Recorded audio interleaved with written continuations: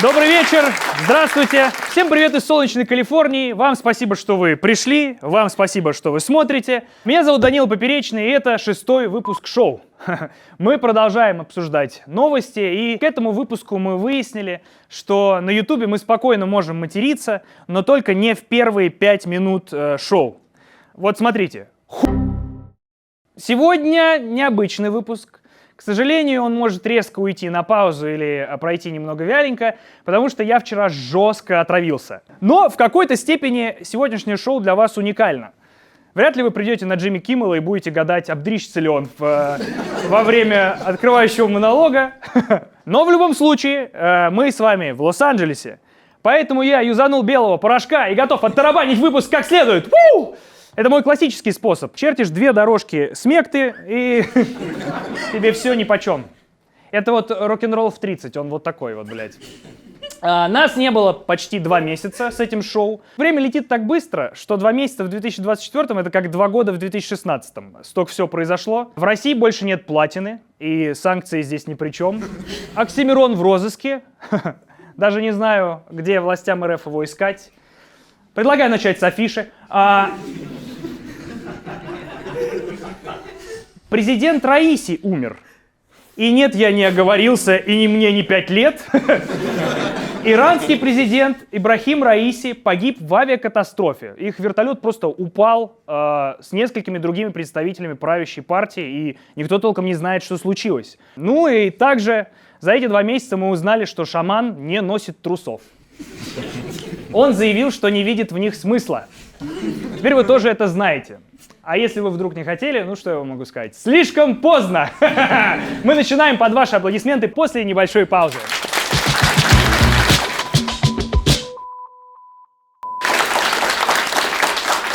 Администрация района в Иркутской области попросила жителей оценить работу мэра. На выбор дали 3 варианта. Супер, отлично, хорошо. А вы говорите, какая демократия? Опрос один в один, как выборы в России. Вариантов мало, но они все заебись. Я не удивился бы, если бы 4-м вариантом этого опроса все равно был бы Харитонов. Почему нет? Тем не менее, я считаю, можно похвалить администрацию за то, что они все-таки не теряют связь с народом и не стали включать варианты «замечательно» и «невероятно». Все-таки есть еще над чем работать в регионе, правильно? Не все так безоблачно. Блядь, на самом деле так... В какие дни тебя ебать будем? В четверг, в среду или в пятницу? Пиздец, выбирай. Оценить эту новость вы можете и сами в комментариях, выбрав из вариантов «охуели», «ебанулись», «с ума сошли». Талибан в Афганистане возвращает практику избиения женщин камнями до смерти за супружескую измену. Лидер движения также заявил, что не понимает мирового возмущения. Цитата. «Вон в России даже и без измен девушкам кидают палку, а вы до камней доебали». Такая, фразеологическая. При этом мужчины на данный момент в Афганистане за измену могут быть публично высечены до 100 ударами плетью. Так что в момент оценивания любовницы надо прям хорошенько прикинуть все за и против. Буквально подумать 100 раз. Это, конечно, кошмар. Очень тяжело представить, что в наше время все еще существуют подобные казни. Но хочется надеяться, что справедливость восторжествует, и однажды женщин в Афганистане все-таки уравняют в правах с мужчинами, чтобы они тоже могли быть высечены плетью. Все-таки 21 век на дворе. Следующая новость. Amazon закроет магазины без касс, где люди могли на входе отсканировать QR-код, взять любые товары и просто выйти. Камеры автоматически должны были считывать данные и взимать оплату с покупателей. Оказалось, что вместо нейросетей за покупателями все это время следило 1000 индусов. Это, по заявлению людей, которые написали эту статью, оказалось дешевле, чем искусственный интеллект. На самом деле никакого обмана не случилось. Просто, видимо, Джефф Безос считает индусов искусственным интеллектом. Ага, вот это вот что такое на лбу? Кнопка, блядь! Вообще, юридически, может быть, все и было так, как заявлено. Они же не говорили точно, что значит ИИ. Может быть, это индус-индус, типа, кто его знает. Слушайте, а что если Илон Маск тоже взял на заметку? Мы тут все уши развесили такие, ебать, парализованный человек с вживленным чипом нейролинк смог поиграть в Марио Карт силой мысли. А на самом деле где-то в Мумбаи парень просто пиздато проводит время, гамает.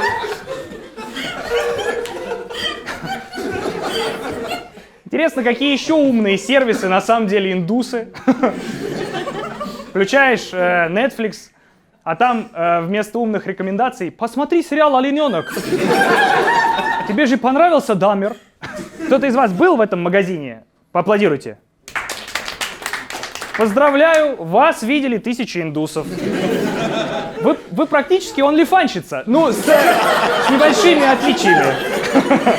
Круто. Двигаемся к новостям из нашей любимой страны. В Северной Корее телевидение зацензурило джинсы ведущего британской программы о садоводстве «Секреты сада». Так называется. Северокорейские цензоры размыли изображение джинсов ведущего, так как с начала 1990-х годов они запрещены в стране как символ американского империализма. Это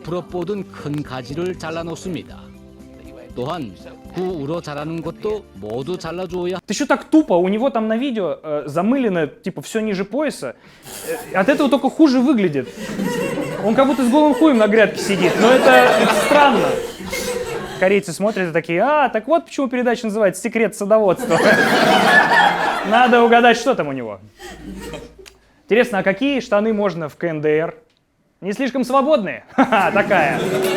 Хорошая, согласитесь, важная.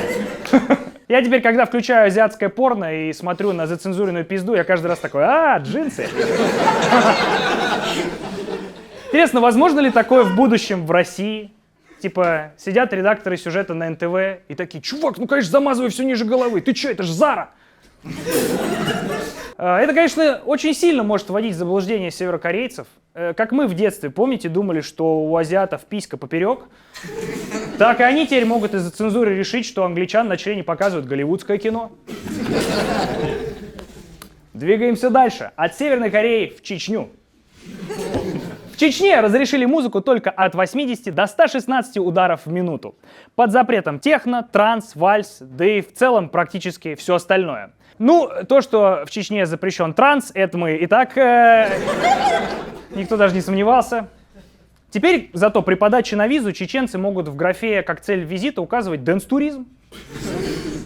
Я просто хочу потанцевать как следует. Прикиньте, как сложно стало диджеем в Чечне. Вы готовы? Не надо! Но мне, если честно, немного не укладывается в голове, потому что, насколько я понимаю, лезгинка сильно превышает установленный BPM. Особенно, когда она ускоряется под конец. Возможно, лезгинка как DeLorean из «Назад в будущее». Если набрать определенную скорость, ты переносишься в прошлое, где так танцевать еще легально. Интересно, будут ли штрафы за превышение скорости музыкой? Вообще, есть какое-то наказание за это? Прикиньте, в чеченской тюрьме такие: ты за что здесь? Взяли со скоростью. А это танец. Ну, а мне за неаккуратные шутки про Чечню грозит от 80 до 116 ударов просто. Из Чечни мы плавно переходим в космос. Стало известно, как выглядит мама Лунтика. Летом выходит полнометражный анимационный фильм, где герои детского мультсериала попытаются вернуться на Луну к маме. При этом пользователей соцсетей стал заботить вопрос, а какого хуя, собственно, мать 15 лет делала и не искала Лунтика. И может ли она спустя столько лет вообще претендовать на то, что, на воспитание ребенка? Что я могу сказать? Про мать лишнее. Возможно, создатели решили добавить реализма и напишут предысторию, как мать просто вышла за хлебом. Такое. Из жизни. Кстати, вот все реально переполошились за мать, а где его батя? Никто, блядь, не интересуется. Хотя ладно, это же русский мультик, что это я? Не знаю. Это на самом деле тот редкий случай, когда лучше бы мать оставалась на небе. Но... согласись, редко. Редко такое бывает. Редко. Ну вообще, ладно, раз уж пошла такая пьянка, да, окей, где нахуй родители смешариков? Давайте вот этим вопросом зададимся. Двигаемся к следующей новости, инновационной. Дочерняя компания Valve Гейба Ньюэлла разрабатывает нейроимплант для усиления впечатлений от игр. По их словам, чувство человека сильно ограничивает восприятие игр, а с помощью чипов спектр впечатлений и глубину погружения можно будет расширить. Что я могу сказать? Будущее уже здесь. Наконец-то в доте и контре можно будет со скоростью мысли написать игроку в чат, что ты ебал его мать. Потрясающе. Бля, ну это тоже какое-то издевательство. Valve делают чип, чтобы усилить восприятие от игр. Да выпустите, блядь, третью Half-Life, ёбаный в рот. Я нормально восприму, я хорошо восприму. Обещаю. Я по старинке понажимаю на кнопки, мне норм. Не надо велосипед изобретать. Мне 30, блядь, даже у меня уже в имени, блядь, 3 в начале есть. Поаплодируйте, кто из вас играл в Half-Life и ждет 3-ю часть. Каждая из частей была революцией в свое время. Первая часть, 2-я, Half-Life Alyx. Блин, если все-таки 3-я часть тоже будет в какой-то степени революцией и выйдет не на компьютерах, а прямо на наших головах. Будет пиздец обидно выяснить, что конкретно твой мозг уже не тянет игру по системным требованиям. Продавцы такие, какая вам, блядь, Half-Life 3? Вы нахуй имя мою запомнить не можете. Кстати, про цифру 3. Сиамские близнецы вышли замуж за ветерана армии США. Если точнее, замуж вышла только одна, левая из близняшек. Вторая до сих пор находится в активном поиске. Сестры работают учительницами в начальных классах и мечтают стать матерями. Одна из них контролирует левую сторону тела, а другая — правую. Мне сложно тут что-то внятное прокомментировать. Я вроде и счастлив за них, но столько вопросов! Как выглядит их секс? Всегда ли это тройничок? Они получают 1 или 2 зарплаты в школе на одной должности? Один ли предмет они преподают? Вышла замуж левая, но кольцо-то получается у правой. Если одна из них забеременеет, сколько полосочек будет на тесте? 4? Но ответ на главный вопрос мы с вами, конечно, получили. Это какую этот ветеран выбирал палочку Twix? Спасибо. Есть еще одна идея. Я считаю, что...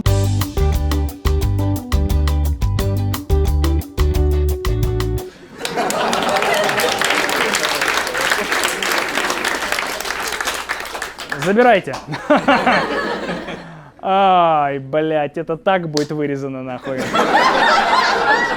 Стример Ниндзя сообщил, что уже полностью вылечился от рака. Ему удалось обнаружить меланому на ранней стадии и искоренить опухоль за недельный курс биопсии. Давайте поаплодируем и поздравим, это очень круто на самом деле. Хорошо, что у стримера будет еще лайв. Наверное, обидно, когда у тебя в моменте вся жизнь перед глазами пролетает, а это все катки в Fortnite. На самом деле это все очень серьезно. Стримеры крайне подвержены, на самом деле, болезням. Лидирующие позиции по риску для здоровья по статистике у них занимают Twitch и Track. В принципе, болен стример или нет, разницы особо нет, они все равно собирают пожертвования. Вообще, это, конечно, очень круто. Он вылечился за неделю от рака. Ну, это очень быстро. Надо отдать должное. Кажется, он один из первых стримеров, кто сделал спидран рака. Спасибо. Двигаемся к более пикантной новости. Чемпионат мира по сексу пришлось завершить досрочно. По регламенту он должен был продлиться до 5 апреля, но большинство трахались с такой самоотдачей, что получили травмы и были сняты с соревнований. А еще часть была дисквалифицирована за употребление допинга. Какие впечатления были у спортсменов? Смазанные.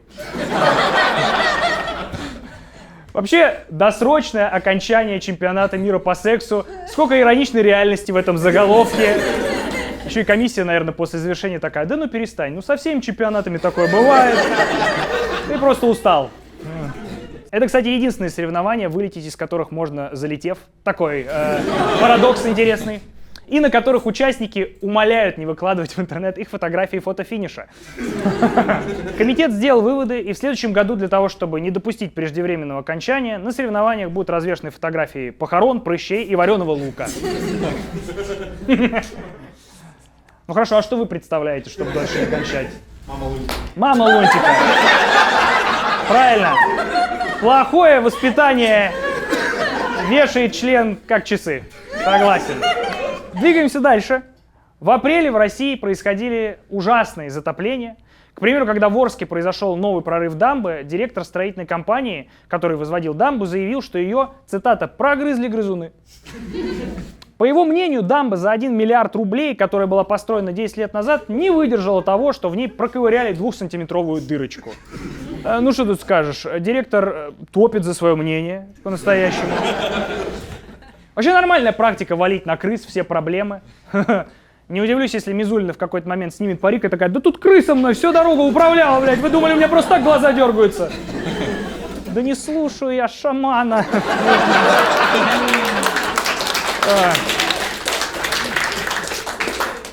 Ну, зато на месте дамбы теперь могут построить плотинологи. Двигаемся дальше. Роскомнадзор будет блокировать сайты с помощью искусственного интеллекта. Новая схема должна будет сократить срок обнаружения незаконного контента до 2 часов. Честно вам хочу сказать, мы, мне кажется, еще с ностальгией будем вспоминать времена, когда блокировки еще не стали конвейером, а были своего рода ручной работой. Блогеры будут говорить: а помнишь, когда мы переживали, когда желтая монета от Ютуба прилетала? А им будут отвечать: копай руду и не пизди, заключенный. Надо было успеть за 2 часа все удалить. Давайте к более современным новостям, более прогрессивным. Приложения Duolingo могут заблокировать в России из-за публикации материалов, пропагандирующих ЛГБТ. Роскомнадзор направили письмо сервису с предупреждением, потребовав проверить весь контент и устранить нарушения. Пропаганда ЛГБТ в Duolingo? А я думала, сова.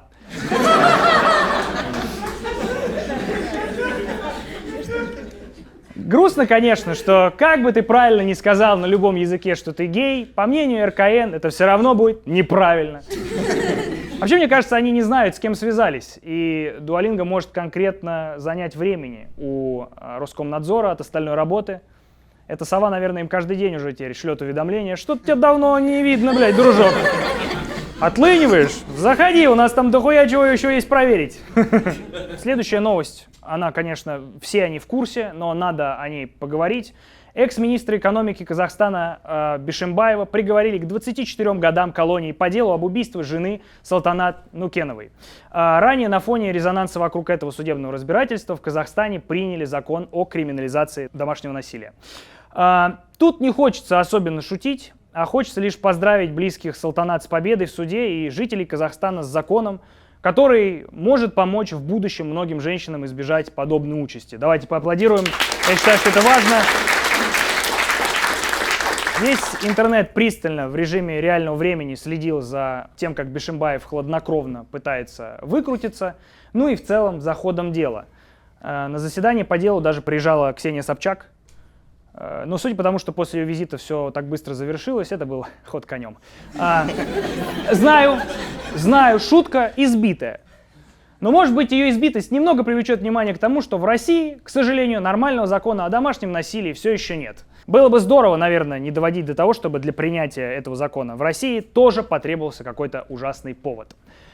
К другим ужасным новостям. Инстаграм теперь будет предупреждать пользователей о получении фотографий обнаженных тел в личных сообщениях и начнет размывать такие изображения. Вы захотели похлопать, да? Вас беспокоит эта проблема?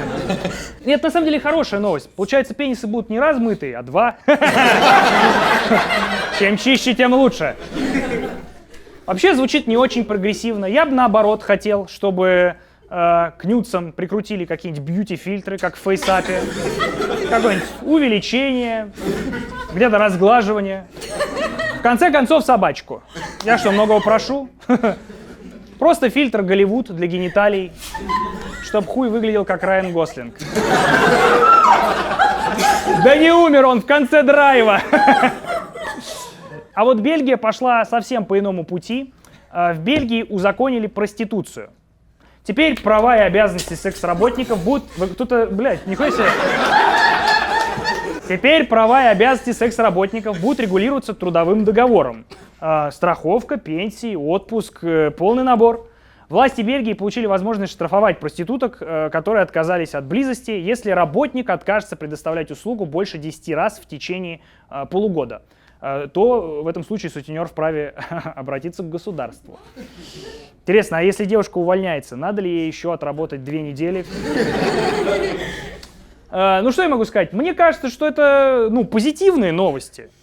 Теперь бельгийские мужчины уже кончают на юрлицо. Это тоже хорошо. Это тоже хорошо. У секс-работниц теперь реально капает в пенсию. Ну такое. Но я понимаю, но и минусы у этой новости тоже есть. Теперь девушек будет ебать не только клиент, но и налоговая. Это никогда не здорово. Двигаемся в более магическую сферу. 16 женщин обвинили иллюзиониста Дэвида Копперфильда в сексуализированном насилии. Многим из них на тот момент не было 18 лет. Видимо, все эти трюки с тем, как он выбирался из Алькатраса, были своеобразной подготовкой на будущее. Дело Копперфильда столько лет не могли возбудить, потому что этим занималась полиция, а не маленькие девочки, судя по всему. Ну и я представляю, как сложно подать заявление на главного иллюзиониста мира. Приносишь заяву в полицию, она хуяк и превращается в голубя. Извините, приду в следующий раз. Большинство из девушек, которые написали заявление, были его ассистентками. И, наверное, ужасно, когда ты участвуешь в фокусе с распиливанием, и в процессе выясняешь, что фокусник хочет тебя трахнуть. Но даже если это дело и дойдет до суда, мне кажется, судить Копперфильда будет крайне проблематично. Вы уверены, что ей было 17? Посмотрите в ее документы еще раз. Да, это ваша карта. Двигаемся дальше. Рэпера Платину депортировали из России. Ну, как депортировали? Я бы сказал, поставили на экспорт. Роберт Плаудис, это его настоящее имя, публично упрекнул руководство ВКонтакте в том, что они не выполнили свою часть договора, после чего с ними связался директор по музыкальным сервисам ВК и намекнул о предстоящих проблемах. Итог нам известен. Самое тупое, что если эти события взаимосвязаны, а именно угроза от чувака из ВК и депортация Платины, то, по сути, рэпера депортировали из страны из-за смайлика сердечка с ушами Шрека, который ВК обещали добавить в соцсеть, но не добавили, что как бы из-за чего Платина и разозлился. Да, де юра он как бы депортирован за то, что выступал в России без трудовой визы, но де-факто... Пиздец, конечно, разборки на высочайшем уровне. Ты просишь смайлик со Шреком, но ты делаешь это без уважения. Ну что тут сказать? Это мое болото. Двигаемся дальше. Бывший куратор... Бля, вот это вам пиздец понравится. Бывший куратор игры «Синий кит» провел урок патриотизма для школьников.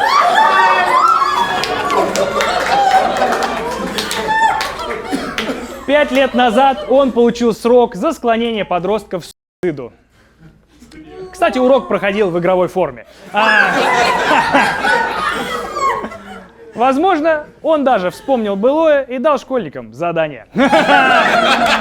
Вообще надо извлекать полезное из всего и взять этого чувака учителем русского языка, что раньше склонял подростков к суициду, а сейчас падежи. Мне кажется, нормально. Мы двигаемся к более консервативным. В США разрабатывают приложение под названием «Глаза Завета», которое будет оповещать ваших близких о том, что вы смотрите порно. Его придумали для христианских сообществ. Так они защищают друг друга от греховных зависимостей. Глаза Завета, должно быть, видели некоторое дерьмо, скажу я вам. Я даже придумал слоган. Приложение для тех, у кого опускаются руки. Прикольно, что теперь и живые, и мертвые родственники видят, когда и на что ты дрочишь. Это как-то сплочает, что ли, не находите? Я не знаю наверняка, но у меня ощущение стойкое, что у всех моих близких уже стоит это приложение, потому что как только я начинаю просмотр порно, мне резко начинает писать мама, бабушка. Госуслуги, блядь, это уже не может быть совпадением. Серьезно, уведомление от госуслуг эффективнее всего отвлекает, скажу я вам. Заканчивается электронная подпись. Нормально, работаем на это. К другим сексуальным новостям. Пиздец, у нас сегодня пикантный выпуск, извините. Депутат Александр Хинштейн поддержал идею проверок сексуальной ориентации чиновников перед тем, как назначать их на высокие посты. Вот так вот тест на пи*** из шоу «Большого русского босса» стал официальной проверкой в Российской Федерации. Скоро чиновник будет определяться как Папа Римский. Только из его дымохода, наоборот, не должен идти дым. К другим странным новостям. Участник «Поля чудес» привез Леониду Якубовичу украинский дрон в подарок, подавленный средствами радиоэлектронной борьбы. И это он еще не знал, что в черном ящике.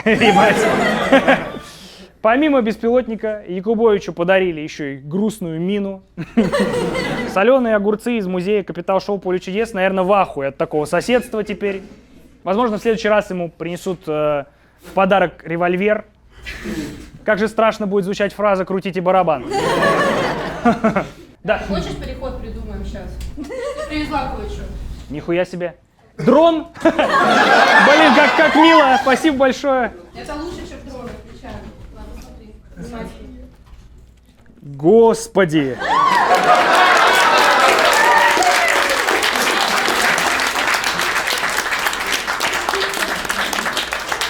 Как вас зовут? Лера. Лера, откройте букву! Спасибо, блин, спасибо большое, очень приятно. Двигаемся дальше. Госдума приняла поправку, запрещающую иноагентам выдвигаться на выборы всех уровней. То есть, иноагенты больше не могут стать президентами Российской Федерации. Надеюсь, скоро сами выборы пойдут на поправку. Вообще, блядь, президент Юрий Дудь. Это было бы интересно. Представьте, парламент может голосовать только «заебись» и «не заебись». Налоги все исправно платят, потому что он до всех доебался вопросом, сколько ты зарабатываешь. Он законы может продвигать как свои интеграции. Мои кореша из Госдумы предлагают вам продукты первой необходимости с заманчивой скидкой по промокоду «ВДУТЬ». А если кому-то что-то не нравится, по ссылочке в описании. Такой немножко репрессивный Дудь был, чуть-чуть диктатор. Ну, а пресс-секретарь, естественно, Оскар Кучера. Ну, ебать, по-любому же. По-любому. Конечно. Но вот Оксимирон уже, к сожалению, точно не сможет стать президентом, но по другой причине. МВД объявила в розыск Оксимирона. В карточке говорится, что рэпер разыскивается по уголовной статье, но по какой именно не уточняется. Оксимирон выпустил на эту тему песню «Мир горит» и готовит EP, которая называется «Национальность нет». Национальность нет, это так написано у него в карточке розыска. Наверное, МВД просто не хочет признавать, что они преследуют еврея. Неприятно выглядит. Поговаривают, что в розыск он попал из-за того, что не ставил маркировку иноагента. Но, может быть, МВД просто расследует убийство. Потому что кто убил Марка, так никто и не выяснил. Это слишком поздно, и мы вернемся к вам после небольшой паузы.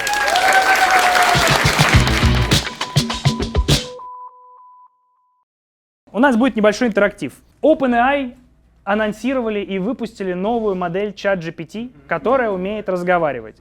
Сегодня мы будем с ней общаться, и если у вас есть какие-то вопросы к ChatGPT, которые вы бы хотели задать в рамках этого шоу, пишите их на бумажке и оставляйте во время перерыва их вот в этом тазике. Сегодня у нас будет такой интерактив. Спасибо вам большое, да, увидимся чуть позже. Да. Уже не надо. Оставь себе. Оставь. Не, да, я верю, оставляй. Где-то несколько недель назад мы с нашими друзьями и моей женой летали в Нью-Йорк. И еще и с собакой. Мы сидели, ждали вылета у гейта. И вдруг я своим наметанным глазом обнаруживаю, что вместе с нами на гейт сидит Лана Роудс. Поаплодируйте, кто знает, кто это такая. Тихие, глухие, ритмичные хлопки. Все верно, все правильно. Это, если кто-то не в курсе, довольно популярная порно-актриса американская. Она сделала все возможное, чтобы ее было не узнать. Она подстриглась под каре, она оделась в какой-то странный мешковатый, комбинезон, но я ее узнал. Меньше секунды мне понадобилось к краю моего глаза, чтобы мозг такой, да ты знаешь ее. Ты ее знаешь как облупленную. И получилось так, что Лана села ровно позади наших друзей, сзади Никиты и Алены, а самолет летел 5,5 часов. И весь, без преувеличения, весь ебучий рейс, ее ребенок ни на секунду не успокаивался. Он как маленький тасманский дьявол. Мы видели, мы сидели чуть-чуть подальше, мы видели, что происходило. Он просто, головы, и просто вот так вот, как маленькая акула, нахуй, прыгал пиздючок, и все 6 часов этот ребенок ебашил в затылок нашей подруги Алены, пока Лана Роудс практиковала принятие. Просто нихуя не делала. Сидела и такая, да, вот такая жизнь. И мы не могли понять, ну как так может быть, что за 6 часов ребенок ни разу не успокоился, а потом до меня дошло, что, скорее всего, это чадо впитало силу всех этих мужчин, как горец. Такая отсылка. На самом деле, с бешеной скоростью развиваются нейросети. Вспомните, какие мы наивные были в 2000-х. Типа, а сможет ли робот нарисовать шедевр или написать симфонию? Бля, они с этого начали. Нахуй. Они начали с того, что Уилл Смит думал, они никогда не смогут делать. И сейчас, судя по всему, короче, нейросети умеют уже и смеяться, петь. Это все на англоязычной версии, но она все еще умеет говорить по-русски. Я проверял. Она не умеет петь, не умеет шептать. Вот эти все настройки, которые демонстрировали с английским голосом, не получаются. Но все равно это достаточно быстро и эффектно. Давайте проверим. Привет, ты здесь? Конечно, что ты хочешь обсудить? Ты когда-нибудь была в Индии? Можешь рассказать, зачем нужны трусы? Потому что наш русский певец-шаман не понимает их смысл. Трусы или нижнее белье необходимы по нескольким причинам, даже если наш певец-шаман этого не понимает. Обеспечивают гигиену. Они защищают верхнюю одежду от пата и выделений, что помогает поддерживать чистоту и продлевает срок службы одежды. Во-вторых, трусы обеспечивают комфорт и поддержку. Особенно это важно для мужчин. Да, нас мало поддерживают, на самом деле. Об этом не говорят. Дискомфорта. В-третьих, нижнее белье сохраняет тепло. Так что, несмотря на отсутствие понимания у шамана, трусы играют важную роль в повседневной жизни. Скажи, а как ты думаешь, почему шаман не носит трусов? Вот твои предположения. Ну, давай попробуем предположить. Возможно, он считает, что без трусов чувствует себя более свободно и комфортно. Некоторые люди действительно предпочитают минимализм в одежде. Ну, согласитесь, пиздато шоу идет, нет? Ну хорошо же. Привлечь внимание или выразить какую-то идею. Возможно, он считает, что это помогает ему быть более аутентичным на сцене. 3. Экономия времени. Может быть, шаман просто не хочет тратить время на выбор и надевание нижнего белья. В плотном графике каждая минута на счету. А я могу тебя попросить в следующий раз чуть покороче отвечать и ближе к сути? Конечно, прости за длинные ответы. Думаю, шаман не носит трусов.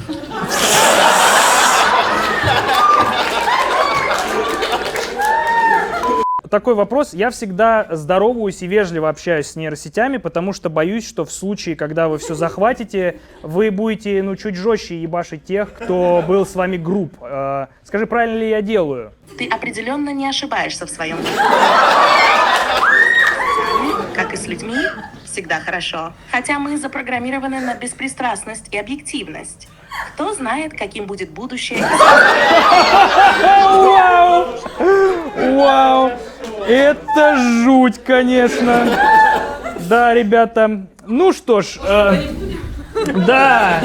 Но вы смотрите сами, давайте попробуем проверить. Как грозно рассказать отцу, что ты... Нет, это... Извините. Это мы... Это какая-то ошибка.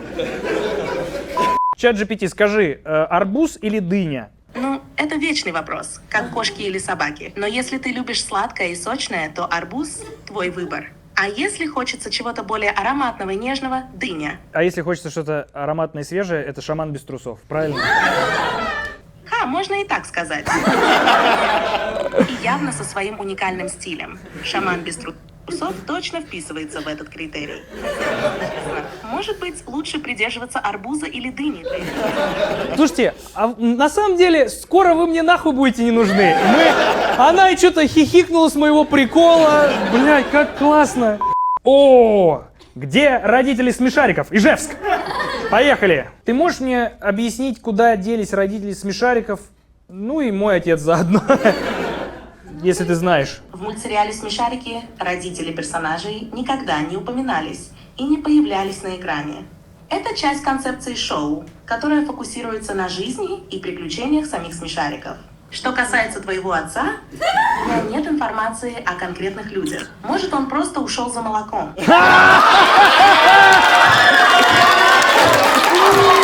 Ебать!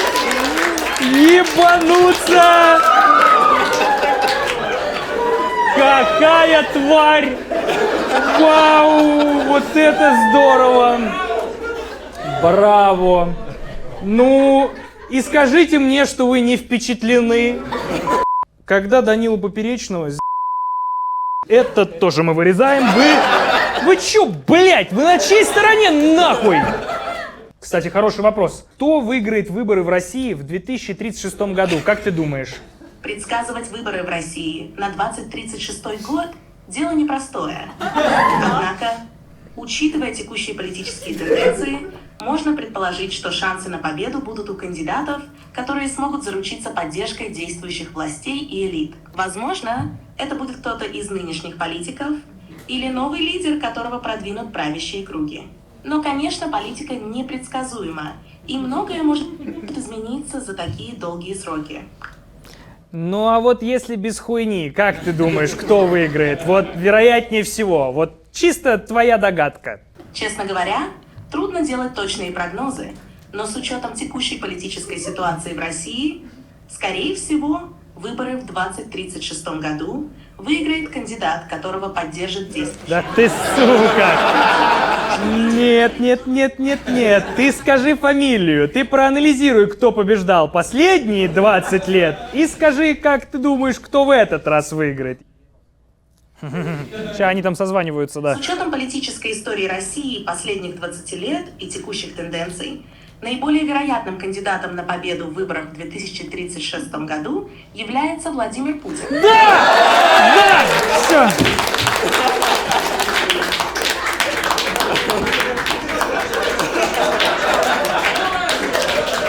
Больше сделать здесь нечего.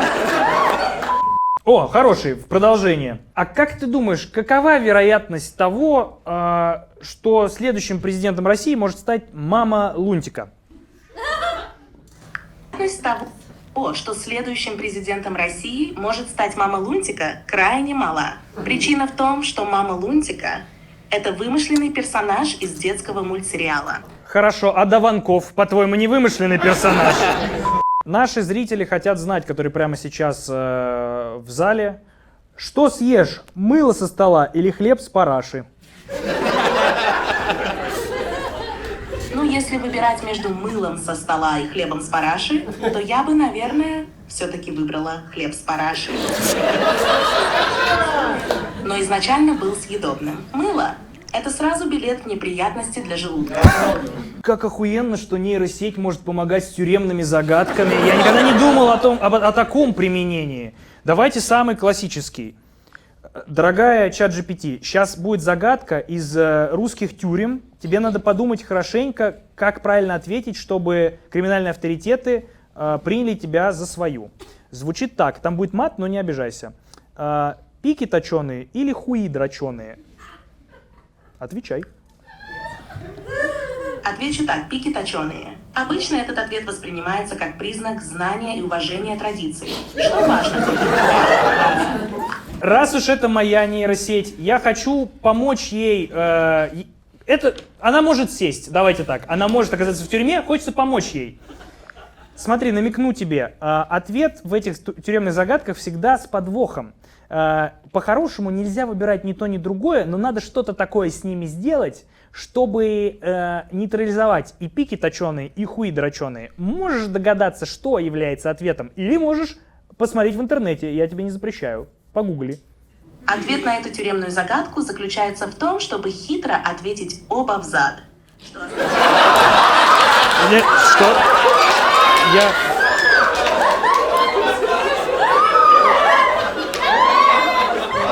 Но мы не берем ее с собой в тюрьму, правильно?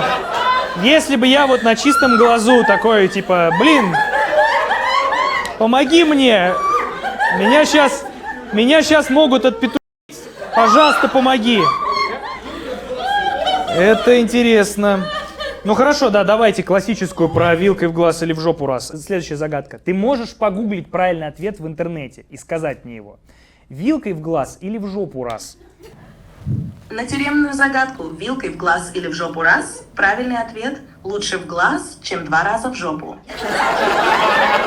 Нужно выбирать меньшее из двух зол и показывать, что ты готов принять удар, но не позволишь себя унизить.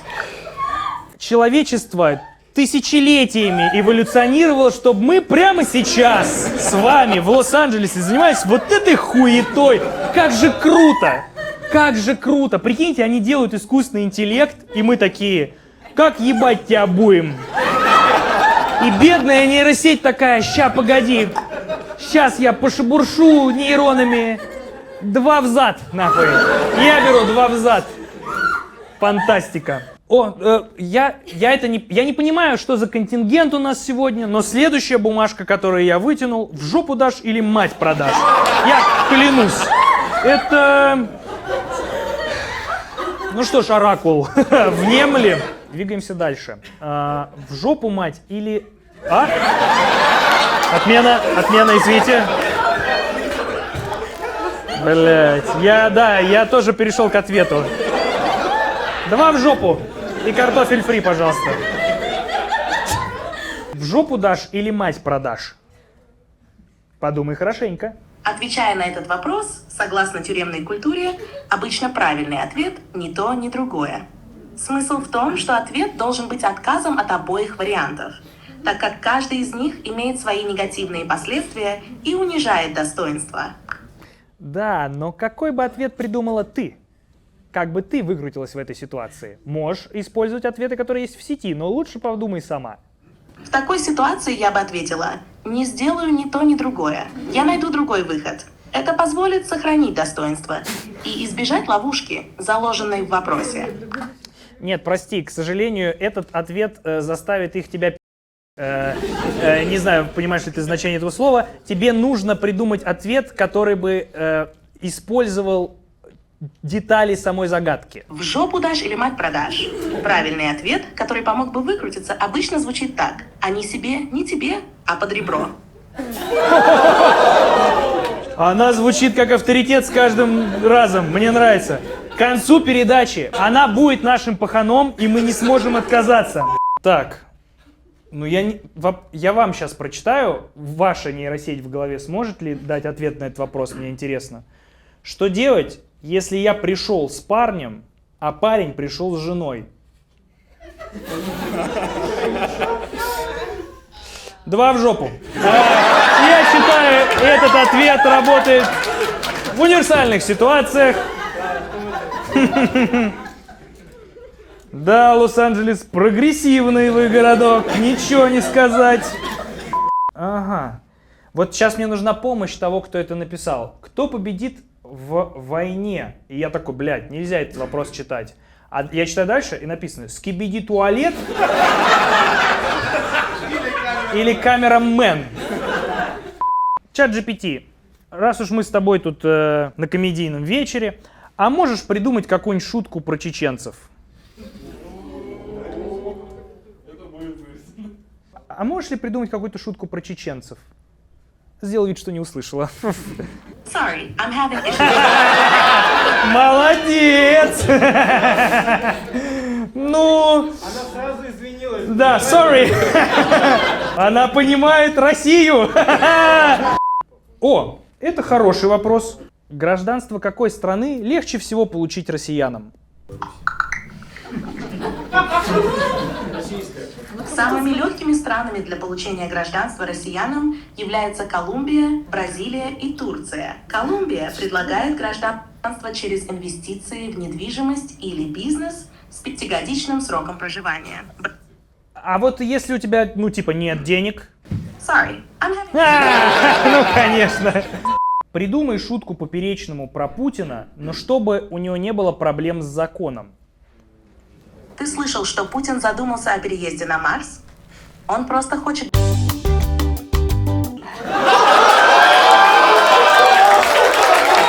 Друзья, я думаю, лучше уже нахуй не будет.